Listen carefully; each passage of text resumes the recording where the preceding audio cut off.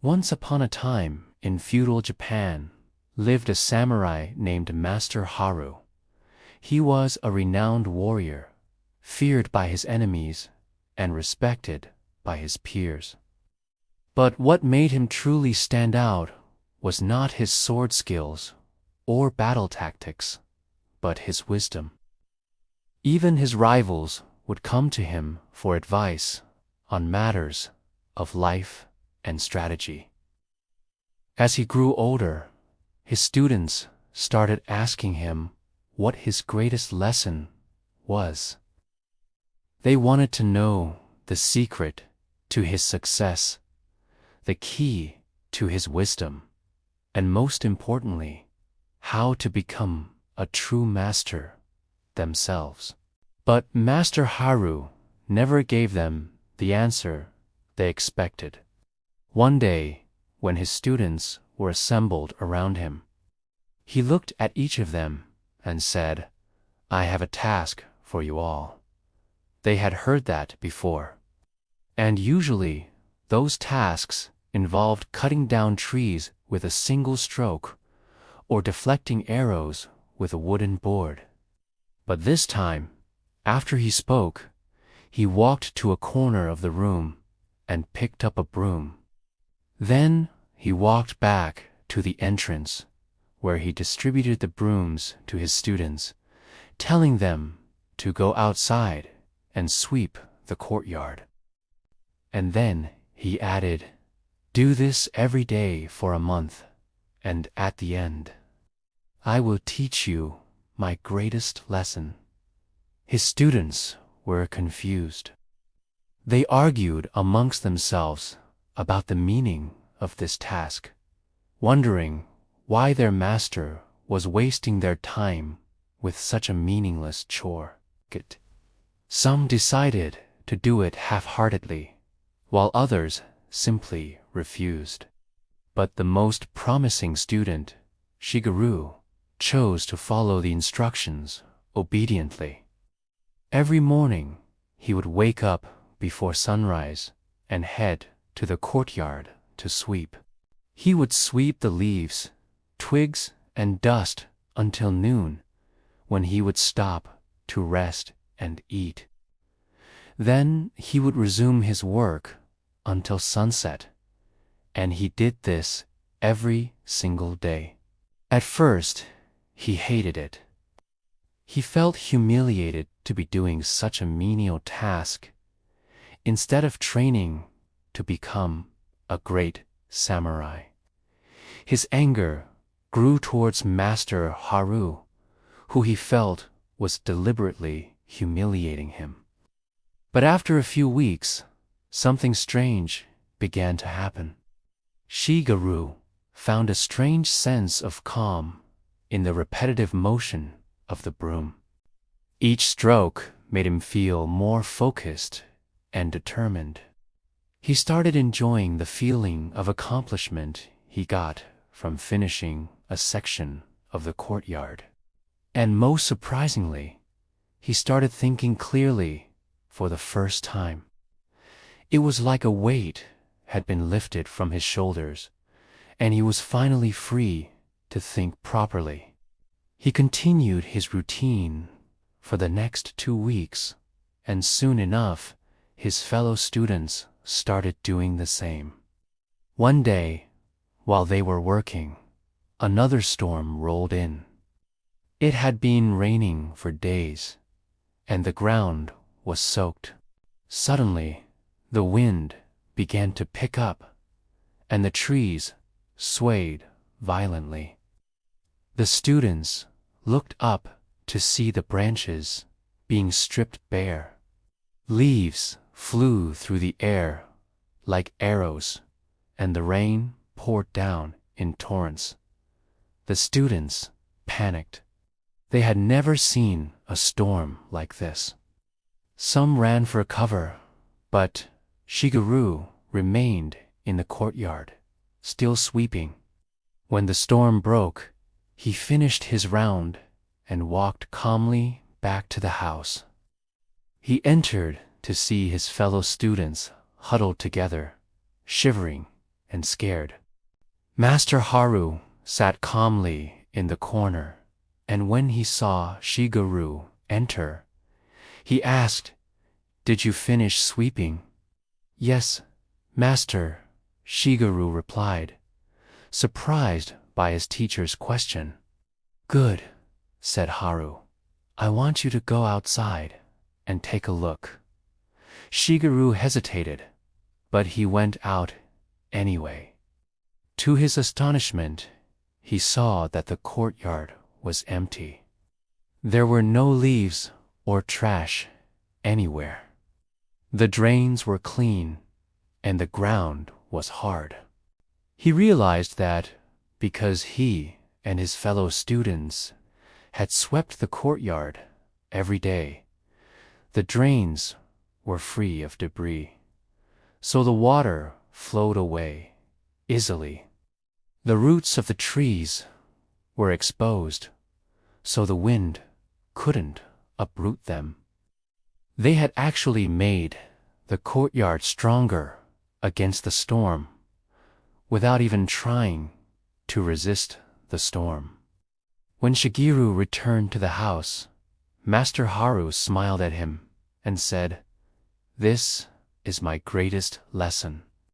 Discipline is not in great battles, but in daily actions. Great warriors don't just win great battles. They win many small battles every day, like sweeping the courtyard, training their focus, patience, and determination. You may not see the results immediately, but the benefits compound over time." Shigeru understood.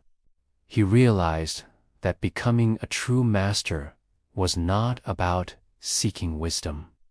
It was about accumulating small victories every day. It was about embracing the mundane and finding excellence in simplicity. He bowed deeply to Master Haru, thanking him for the lesson. Now, every time Shigeru faced a challenge, he remembered the lesson of the courtyard. He knew that every great achievement was preceded by countless small victories, every big battle by countless small preparations. From that day on, Shigeru became known not only as a fierce warrior, but also as a wise teacher. And he shared the story of the courtyard with his students, reminding them that the true test of their discipline was not in the grand battles, but in the daily routine, in the mundane tasks, and most importantly, in their attitude towards them. After hearing this, one student asked, "So you are saying we should just be satisfied with sweeping the courtyard and never try to become great warriors?" Shigeru smiled and replied, "No, I am saying that if you can sweep the courtyard well, you will be prepared to become a great warrior. If you cannot win the small battles, how can you expect to win the big ones? After all, every big battle is won first in the mind." As the years passed, the tale of Master Haru spread far and wide, reaching the ears of a young samurai named Takeshi. Takeshi had heard of Master Haru's wisdom, and he was eager to learn from him. So he set out on a journey to find the old samurai and ask him a question that had been troubling him. When Takeshi found Master Haru, he noticed that the old samurai was busy sweeping the courtyard. Takeshi was confused, but he waited patiently until Haru finished his task and then approached him. "Master Haru," he asked, "I have heard many great things about you, and I have come to ask you a question. How does one become a true samurai? Master Haru looked at the young man and smiled. You already know the answer, he said. Tokishi was confused. What do you mean? He asked. I am a samurai, obviously, Takeshi replied.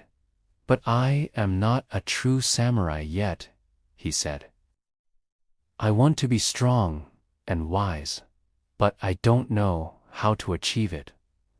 Master Haru looked at the young man for a moment. Do you think strength and wisdom are found in a single answer? Do you think becoming a true samurai is a matter of memorizing some rules or techniques? Takeshi was silent. He had come to Master Haru expecting a single answer to all his problems, but now he wasn't so sure. I'm sorry, Master, but I still don't understand, Takeshi said. Then let me show you, Master Haru replied. He picked up a broom and handed it to Takeshi. Sweep the courtyard, he said. Takeshi was confused, but he did as he was told. He swept the courtyard every day, just like Shiguru had done before him. At first, he hated it. He felt humiliated to be doing such a meaningless task. But as the days passed, something strange began to happen.